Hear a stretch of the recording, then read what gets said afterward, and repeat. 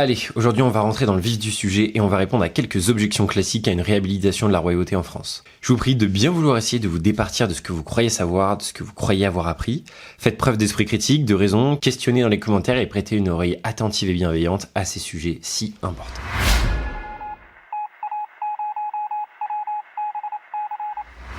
Alors l'un des premiers arguments qu'on nous sert dès qu'on parle de royauté, c'est « mais enfin, et si le roi est fou ?» Cette phrase est devenue un réflexe, c'est vraiment la question de base pour tenter de discréditer la monarchie. Alors prenons le temps d'y répondre et voyons ce qu'il en est. Ce qu'on oublie trop vite, c'est que la monarchie héréditaire a toujours prévu le cas du roi fou en fait. Je rappelle qu'on a quand même eu droit à 1000 ans de monarchie en France, on a eu le temps de bosser le dossier. Et donc cette problématique, c'est pas une nouveauté, et la solution, c'est carrément une institution, ça s'appelle la régence. Quand le roi est trop jeune, malade ou incapable de régner, un régent est nommé pour exercer le pouvoir à sa place jusqu'à ce qu'il soit apte ou remplacé. Le 1er septembre 1715, Louis XV, fils de Louis XIV, par exemple, devient roi à 5 ans. Voilà, donc bon, Louis XV, il mange ses crottes de nez, c'est pas encore le temps de gouverner la France. Du coup, c'est Philippe d'Orléans, fils du frère de Louis XIV, qui gouverne à sa place pendant 8 ans. Le meilleur exemple du roi fou, c'est Charles VI dans l'histoire de France, parce que Charles VI, il souffrait de crises terribles de démence, et il en pouvait plus le mec. Pourtant, la monarchie a tenu 42 ans malgré lui, avec un pouvoir exercé successivement par ses oncles, ou même son épouse. Parce que ce qu'on oublie, c'est que le pouvoir royal, il est exercé par une famille royale. Alors oui, généralement, c'est effectivement le chef de la famille de France,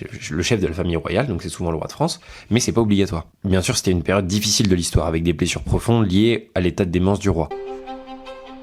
Ce sont des heures sombres de l'histoire de France. La France aussi accumule une série de défaites depuis le XIVe siècle, celle d'Azincourt étant sans doute la plus retentissante. Un royaume plongé dans la guerre civile. Mais malgré ça, la France s'est formidablement relevée par la suite, et c'est logique parce qu'en fait la monarchie ne dépend assez peu de l'homme à sa tête. Ce qui compte, c'est la nature du régime et la résilience de la monarchie qui a permis à la France de s'en sortir. Une héroïne qui a inversé le cours des événements. Le rôle de Jeanne d'Arc est essentiel, elle est l'étincelle, le déclencheur. Et puis bon, en 1000 ans de monarchie, combien de rois ont vraiment été fous ? Un seul, et le royaume a tenu. Mais maintenant, je vous pose la question inverse. Est-ce que l'élection en République nous protège de la folie, ou de l'orgueil, de l'incompétence, du cynisme ? En République, on n'hérite pas du pouvoir, on le cherche. Et j'ai du mal à voir ce qui empêche les plus instables, les plus manipulateurs, les plus dangereux d'arriver en haut. Bien au contraire, en fait. Quand on connaît les trafics nécessaires pour progresser en politique, on se dit que ceux arrivés au pouvoir doivent pas être tout net. Alors non, du coup, le roi fou, c'est pas un argument. Mais la raison principale pour laquelle vous vous êtes posé la question, honnêtement, c'est parce qu'en dehors des idées préconçues sur Louis XIV, on n'y connaît pas grand-chose à la monarchie française. On a globalement appris que c'était la tyrannie, alors on essaie de se convaincre que ce qu'on a appris et accepté comme vrai, c'est vraiment vrai. On se dit qu'on peut pas avoir été dupe aussi longtemps. Et en tout cas, je vous assure que la problématique du roi fou, c'est un mythe et ça résiste pas à l'histoire. Ce qu'on devrait plutôt se demander, c'est est-ce que vous avez déjà voté pour un fou ?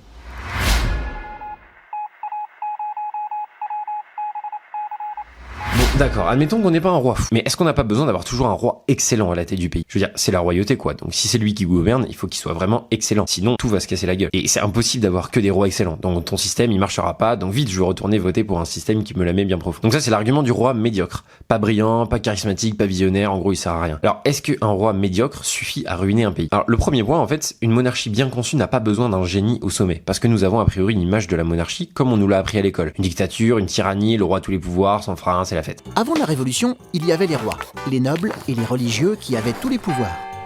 Le peuple, lui, n'avait aucun droit. Il pouvait être emprisonné, exécuté ou banni sur décision du roi. La réalité est plutôt la suivante. La monarchie française repose et nécessite d'autres institutions pour fonctionner. Des contre-pouvoirs, des traditions, des coutumes, des corps intermédiaires. Ces différents corps ont différents niveaux de responsabilité à différentes échelles. Par exemple, pour un corps de métier donné, disons charpentier, c'est ce corps de métier qui s'occupe de sa retraite, de ses aides au chômage, de sa rémunération. C'est pas l'état central tentaculaire qu'on a aujourd'hui. La législation du travail au Moyen-Âge a hérité de principes qui remontent à la haute antiquité, qui peuvent se résumer à cette locution traduite du latin « Ce qui concerne chacun doit être décidé en commun ». Ce principe est constitutif des corporations d'ouvriers de l'époque médiévale. Et jusqu'à la Renaissance, cette organisation est considérée comme un moyen d'ascension sociale, car seule une minorité ne termine pas leur carrière en tant que maître. La corporation est un être moral, pas seulement uni par des intérêts communs, mais par un idéal. L'individualisme s'efface devant la grandeur de l'œuvre. À ce titre, nous connaissons très mal les maîtres d'œuvre des cathédrales. C'est une mentalité qu'il est très difficile à appréhender pour un homme du XXIe siècle. C'est une organisation collective fondée sur le principe de l'élection et dans une certaine mesure de l'autogestion.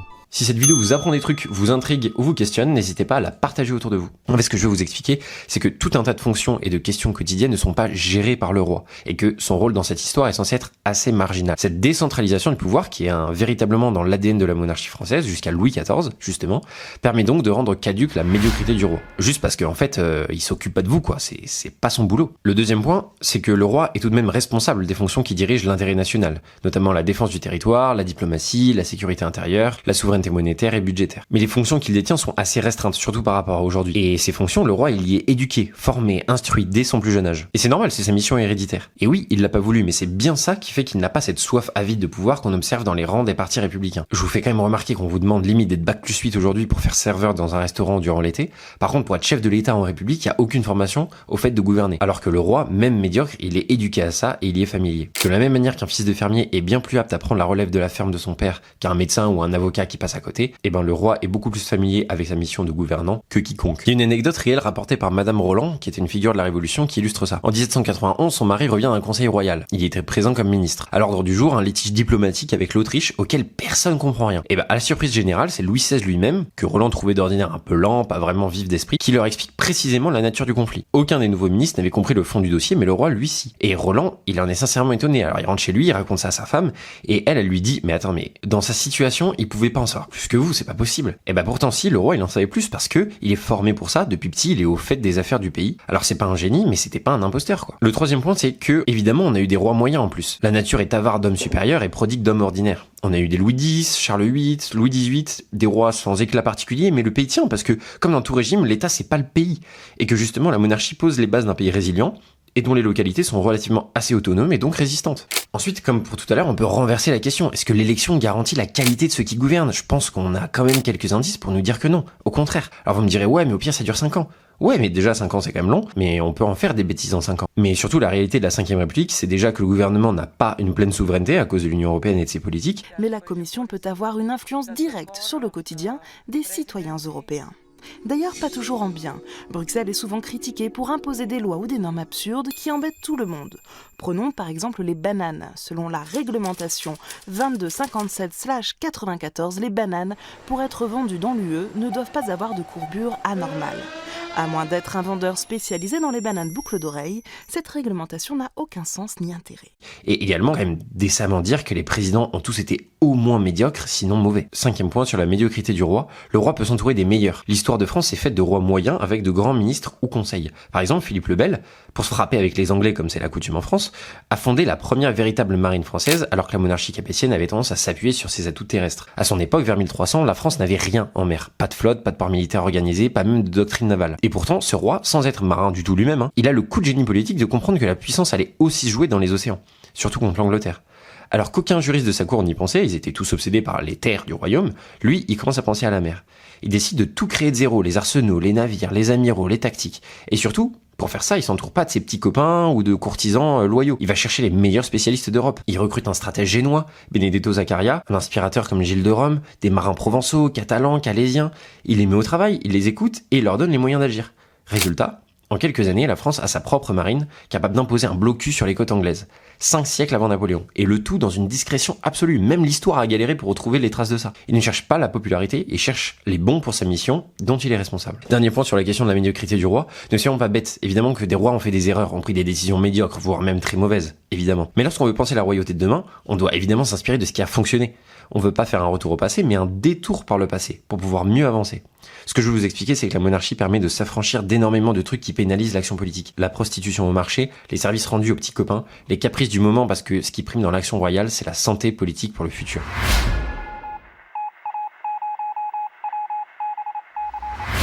Troisième objection, les intérêts du roi, c'est de se faire du fric et d'avoir le pouvoir. En fait, ce qu'il faut intégrer, c'est se demander quels sont les intérêts du roi pragmatiquement. D'un point de vue tout à fait égoïste, même si on ne croit pas en la volonté sincère que peut mettre un roi à faire le bien pour son peuple. Pour moi, ces intérêts réels, ils peuvent être résumés en 5 points. Le premier intérêt du roi, c'est de transmettre un royaume stable et fort à son successeur. Il peut pas se permettre de trahir le pays, de le ruiner ou de le livrer au chaos, parce qu'il va léguer ce qu'il détruit. Il est lié au pays par le sang et le temps long. C'est l'inverse du président qui prépare sa reconversion privée ou la prochaine élection. Deuxièmement, préserver l'unité du territoire et la paix intérieure. Un roi, c'est le garant garant de l'unité du royaume. Il n'est pas le chef de parti, ni représentant d'un camp. Son intérêt, c'est que les provinces tiennent, que les communautés cohabitent et que les équilibres perdurent. Pas qu'une moitié de la population déteste l'autre ou qu'une classe exploite l'autre. Troisième point, dans cette quête de stabilité, c'est de protéger les libertés concrètes du peuple. Parce qu'un roi stable n'a aucun intérêt à asphyxier son peuple ou à briser les libertés locales. Parce qu'il a besoin de sa loyauté, pas de sa peur. Contrairement à ce qu'on a pu entendre de Macron récemment. Parce que la stabilité vient d'un peuple qui vit bien, pas d'un peuple qu'on opprime.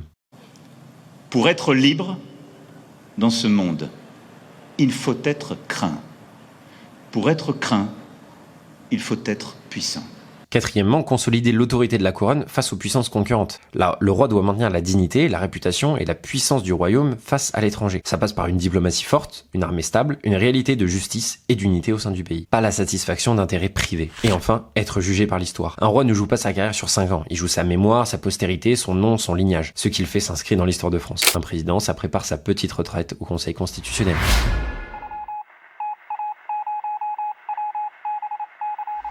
Quatrième objection, la monarchie royale est une institution périmée, elle ne correspond pas aux besoins des temps modernes. Alors ça aussi c'est un classique. Alors il y a quelques rares invariants en politique et en voici un. Les citoyens ont deux types d'intérêts. Le premier c'est l'intérêt personnel, individuel, particulier qui a priori est assez souvent opposé ou pas forcément aligné avec ceux des autres personnes. Le deuxième c'est l'intérêt collectif, qui est l'intérêt social.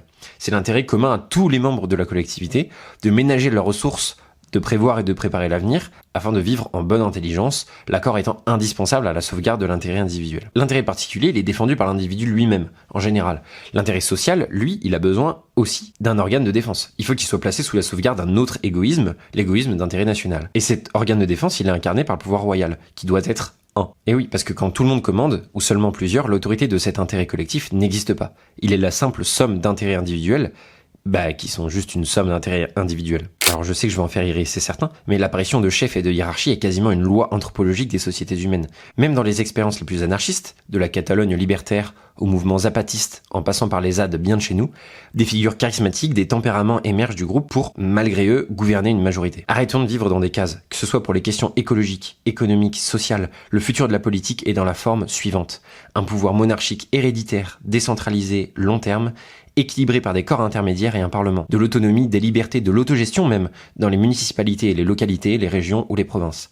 La royauté, stable, monarchique pour les fonctions régaliennes à l'échelle nationale. Y a rien de sorcier, ça semble juste un peu logique. Cela me permet de préciser qu'un retour à la monarchie ne signifie évidemment pas un retour à l'ancien régime. Ça me paraît évident, mais je préfère préciser. Si les principes de la royauté française et sa vérité politique ne changent pas, les mœurs, les méthodes, les besoins se modifient sans cesse. La vie nationale est caractérisée par des transformations constantes. Il est indéniable que la France actuelle ne ressemble pas à la France de Saint-Louis. Et ainsi, la monarchie héréditaire est un outil au service des réels progrès sociaux. Tout progrès est ici entendu comme une réforme dans le sens d'une amélioration et du mieux-être social. Un roi héréditaire n'est pas absorbé par le souci de sa réélection, la perpétuité de son pouvoir lui permet d'entreprendre une œuvre de longue haleine. Il sait qu'à sa mort, son successeur le continuera en la corrigeant, s'il le faut. Et du coup, aucun effort n'est perdu et le pays recueille ainsi le bénéfice d'une accumulation constante de richesses culturelles. Et du coup, vous vous rendez bien compte que le caractère éphémère de tout en République est exactement contraire à ces principes.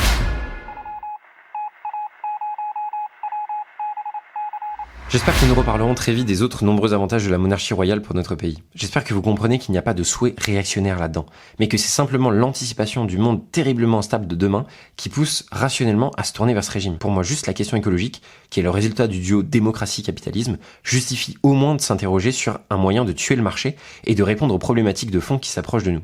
Et à cause du lien entre énergie et machine et PIB, eh bien, nous sommes aussi, depuis 2007, en déclin économique. Si on ne fait rien, c'est-à-dire que si on attend les bras croisés, à ce moment l'économie va se décarboner de la mauvaise manière, on aura de moins en moins de pétrole et de gaz, donc les émissions de CO2 vont baisser toutes seules, mais ça se fera dans un contexte de désorganisation croissante, parce que le système sera pris à revers alors qu'on ne s'y attend pas. Il suffit de voir les déclarations des politiques de tout poil pour comprendre qu'ils n'ont absolument pas accepté l'idée qu'on pouvait avoir une économie qui se dégonfle. Et aujourd'hui, on est à la croisée des chemins. On a le choix, ce que j'espère et ce que je porte, entre le faire de manière délibérée et volontaire, et donc savoir pourquoi on transpire, ou attendre les bras croisés, que les inégalités s'accroissent, que le déclin s'amplifie, jusqu'au moment où le système démocratique craquera.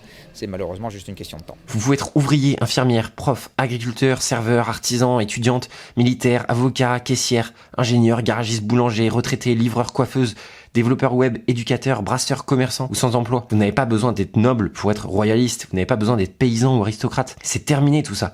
Il vous suffit d'aimer vos proches, de vouloir transmettre ce que vous trouvez de plus beau. lutter contre ce qui pourrit vos journées en France et de vouloir que votre pays soit bien gouverné, avec justice, stabilité et enracinement. Je remercie ceux qui partageront cette vidéo, surtout si elle vous a plu, intrigué ou fait réfléchir. En attendant, n'oubliez pas que construire est toujours beaucoup plus long que de détruire. À la prochaine.